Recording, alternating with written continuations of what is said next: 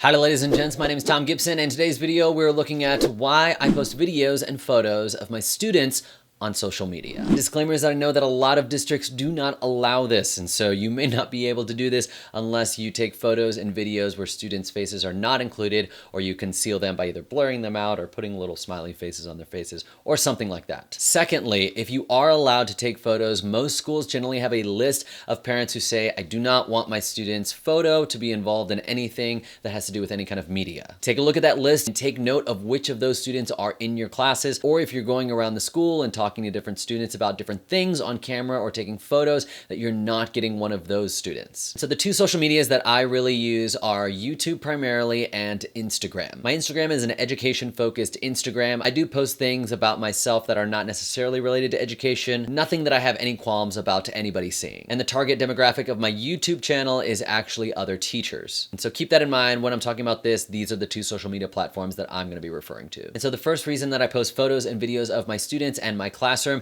is because students are on social media, and what better way to bring the things that are going on in the classroom and the things that you're exploring in your lessons into their social media feeds than by being on social media. My friend Mark took this a step further, and he actually has his students take their own photos for their own Instagram of their math work and then post it up on Instagram and tag it with like a class hashtag or something like that. And so now they're filling their feeds and their friends' feeds with math. On Instagram, if I see something kind of interesting in the world around me that's related to math, I might take a short little Instagram story and talk about it or pose a question there. I have short videos of students explaining their thought process and how they got to the answer that they got to that I'll post on Instagram as well. It's a way to meet students where they're at, and it's a way to demonstrate what positive digital citizenship can look like. How are you carrying yourself online? How are you responding to comments? How are you engaging with the audience? What are the kinds of things that you're posting and sharing with the world? And so students are on social media. We want to meet students where they're at. As far as the YouTube channel, I have students that watch my videos, but since most of them are targeted towards other teachers, they'll generally watch the video only if it's like of their class and they want to see themselves, which ends up them reviewing the content anyways. The second reason that I post photos and videos of my students and my classroom on social media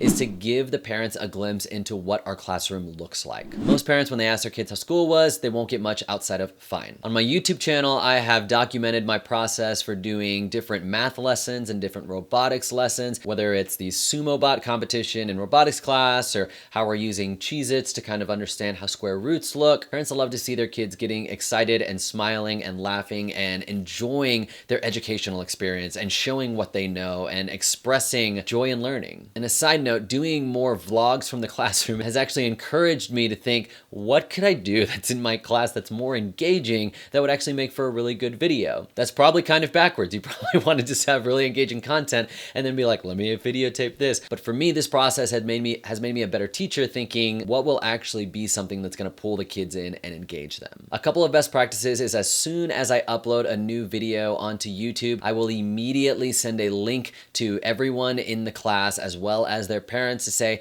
hey, here's a little look at the sumo bot competition from last week. Hope you guys enjoy it. So that way there's no surprises, that the parent doesn't see the video on someone else's Facebook feed 2 months down the road and think, I don't remember hearing about this or seeing this video or seeing my child in this video or anything like that. I've only taught above 5th grade, and so if you're working with students that are a little bit lower, you're probably going to have a little bit more sensitivities from parents about that, and so you'll want to use a little more caution. And the third reason that I share photos and videos of my students and classroom on social media is that it helps other teachers. Primarily through my YouTube channel, it is targeted to other teachers to show my thought process before, during, and after a lesson. They get a chance to actually see what the lesson looks like, hear the conversations that the students are having. Granted, it's edited and put together all nice and neat, but I generally try to say, like, these are the things that didn't go well and the ways that maybe I would change it, and even hear from the students as well, like, what did you like about this lesson and what would you have changed? It's the equivalent of watching and observing another teacher do a lesson, which is going to be much more meaningful than just reading a blog that outlines the steps, at least for me. Or better yet, write the blog and supplement it with the photos and the video of the actual lesson. education. And so those are 3 reasons why I post photos and videos of my students and classroom on social media. In addition to this video, I'm currently working on a podcast where I am talking about other educators who are leveraging social media in the classroom, from educators who are using it